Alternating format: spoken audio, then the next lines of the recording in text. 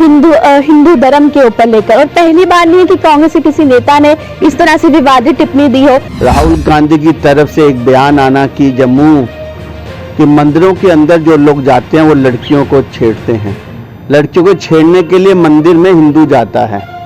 तो उन्होंने कहा था कि भारत को आतंकवाद से खतरा नहीं है, आतंकवादियों से खतरा नहीं है। खतरा अगर है तो जो हिंदुस्तान के अंदर हिंदू रहने वाले हैं उनसे बड़ा खतरा हिंदुस्तान को है।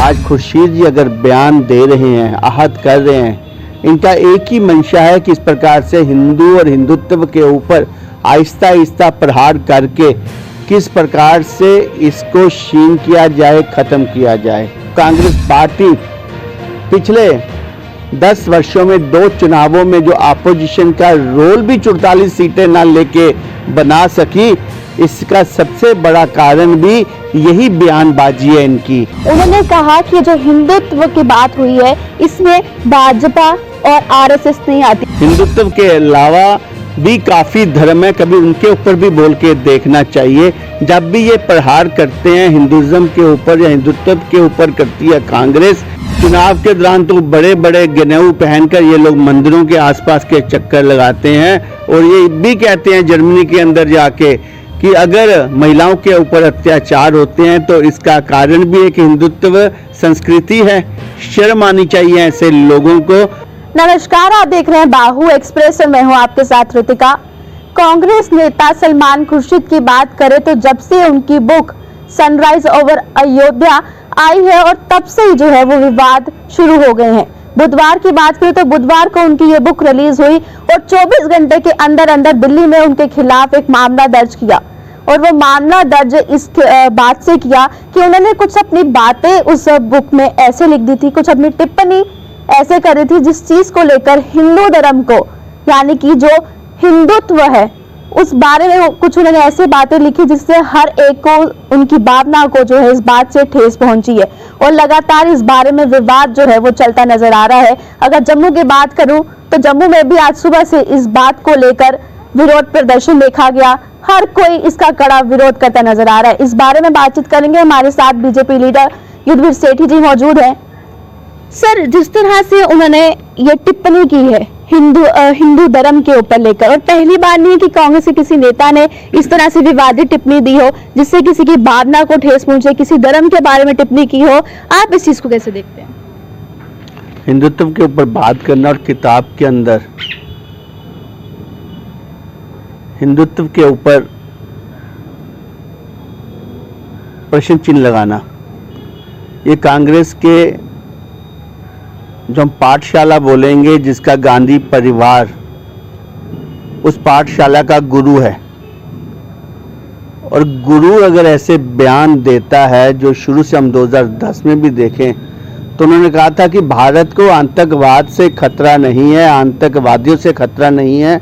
खतरा अगर है तो जो हिंदुस्तान के अंदर हिंदू रहने वाले हैं उनसे बड़ा खतरा हिंदुस्तान को है।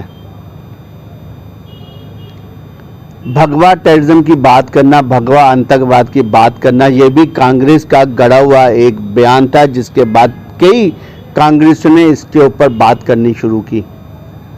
राहुल गांधी की तरफ से एक बयान आना कि जम्मू के मंदिरों के अंदर जो लोग जाते हैं वो लड़कियों को छेड़ते हैं, लड़कियों को छेड़ने के लिए मंदिर में हिंदू जाता है।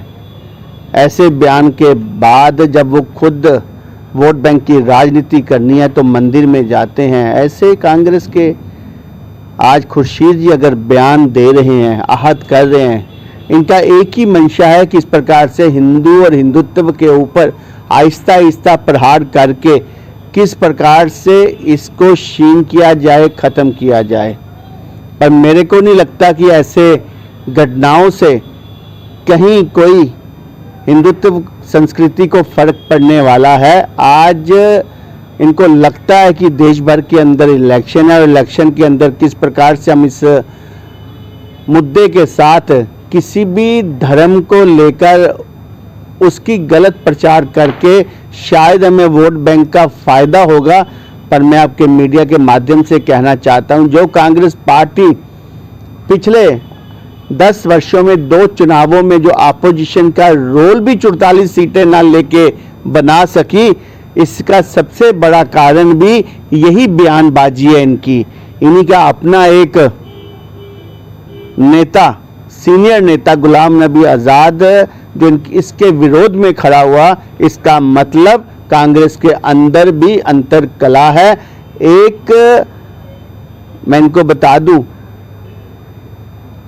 कि भारतीय जनता पार्टी जिस प्रकार से पूरे देश में काबिज है, उसका सबसे बड़ा कारण है कि हम लोग कम्युनल बातें नहीं करते। हम इस देश के अंदर हर समाज, हर धर्म के लोगों को इकट्ठा लेकर चलते हैं। जी, जिस तरह आपने कम्युनल की बात की, अगर मैं महबूबा मुफ्ती की बात करूं, हमेशा विवादित बड़ा वो बयान जो है हमेशा देती नजर आती है। और आज भी अगर मीडिया से बातचीत उन्होंने की, उन्होंने कहा कि जो हिंदुत्व की बात हुई है इसमें भाजपा और आरएसएस नहीं आती। भाजपा और आरएसएस हमेशा विवाद करती है, विवाद खड़ा करती है और ये धर्म के नाम पे अपनी सियासत जो है वो सब चलाती है। खुर्शीद जो इनका नेता है, जिन्होंने इसका बयान दिया, उन्होंने कौन सी महारत हासिल की है हिंदुत्व के अंदर? हिंदुत्व के अलावा भी काफ़ी धर्म है, कभी उनके ऊपर भी बोल के देखना चाहिए। जब भी ये प्रहार करते हैं हिंदुज़्म के ऊपर या हिंदुत्व के ऊपर करती है कांग्रेस, और चुनाव के दौरान तो बड़े बड़े गनेऊ पहनकर ये लोग मंदिरों के आसपास के चक्कर लगाते हैं और ये भी कहते हैं जर्मनी के अंदर जाके कि अगर महिलाओं के ऊपर अत्याचार होते हैं तो इसका कारण भी एक हिंदुत्व संस्कृति है। शर्म आनी चाहिए ऐसे लोगों को।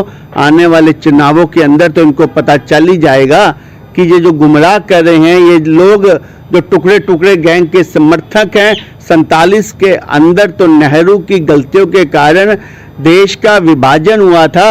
ये जो दूसरे विभाजन की जो तैयारी गांधी कर रहा है, इनका वोट बैंक खिसक चुका है। ये लोग उन सभी लोगों को मिलाकर उन सभी लोगों को सपोर्ट करते हैं जो पाकिस्तान को अपने बयानों से खुश करते हैं और देश को कमजोर करना चाहते हैं। इस विवादास्पद जो किताब है, इसके ऊपर इनको माफ़ी मांगनी चाहिए।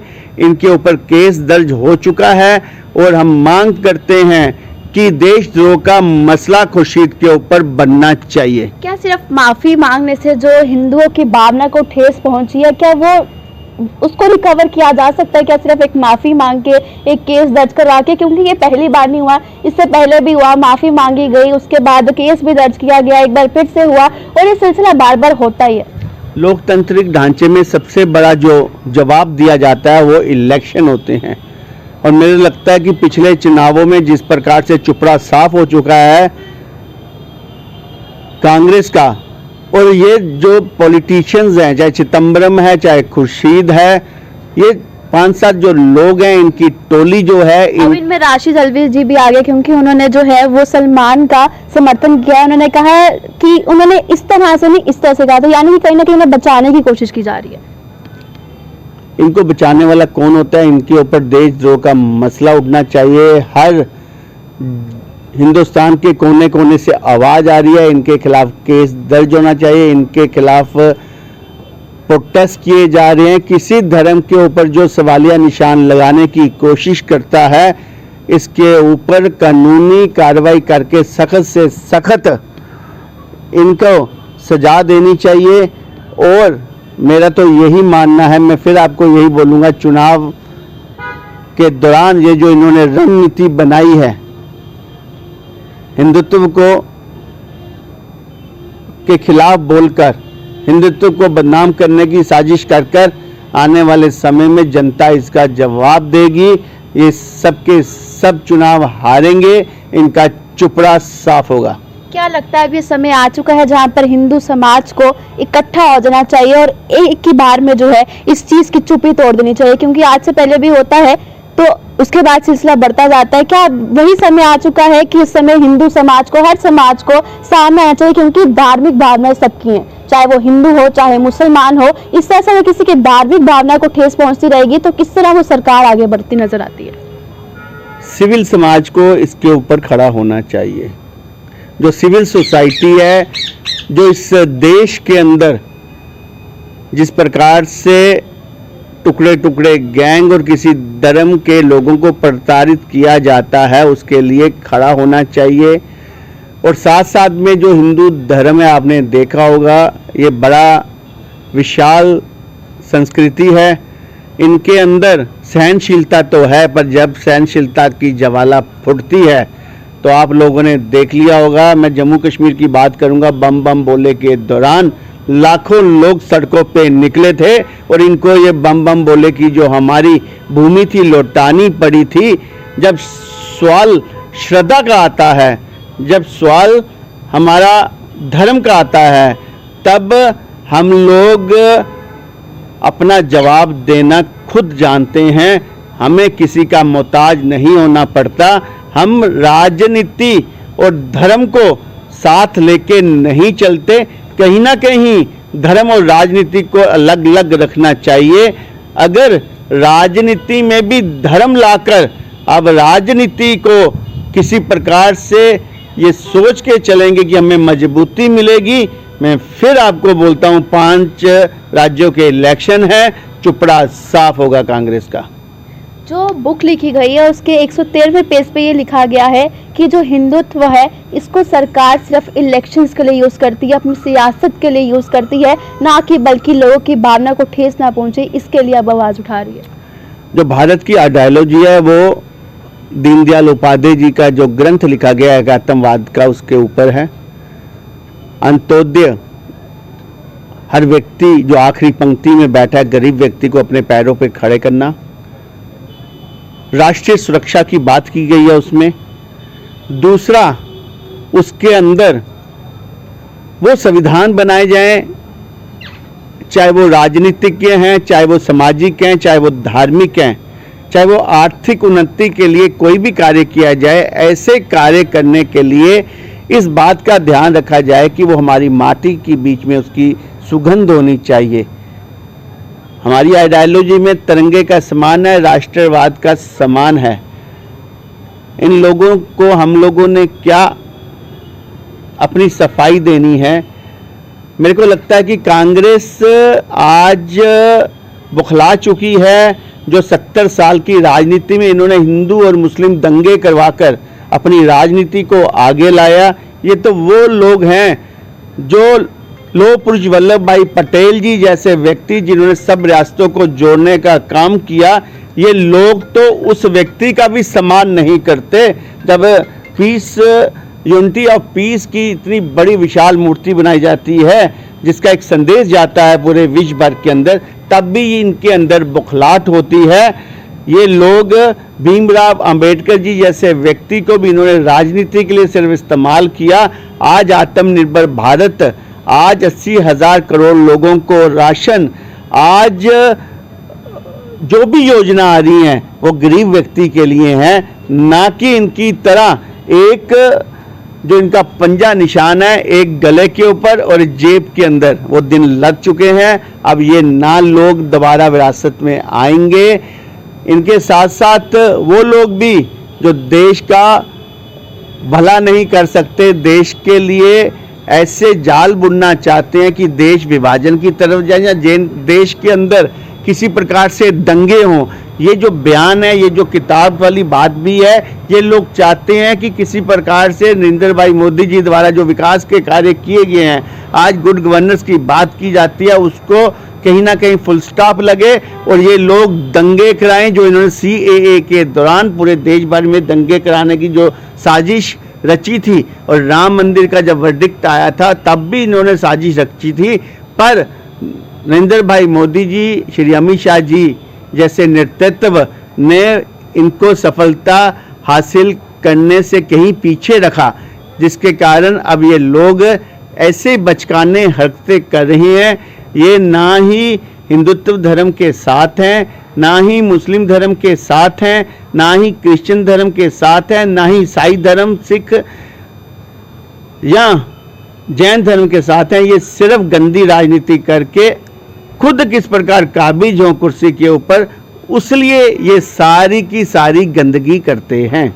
क्या लगता है अब सरकार को जागना चाहिए, सोनिया गांधी को, कांग्रेस सरकार को, जितने भी वरिष्ठ नेता हैं उनको आवाज उठानी चाहिए, क्योंकि अब ये जो चीज हुई है, ये जो विवादित टिप्पणी की गई है, इस चीज का जो है वो इलेक्शंस पे खासा असर पड़ने वाला है। इसकी आवाज उठाई गई है, लोगों द्वारा भी उठाई गई है, सरकार द्वारा भी उठाई गई है।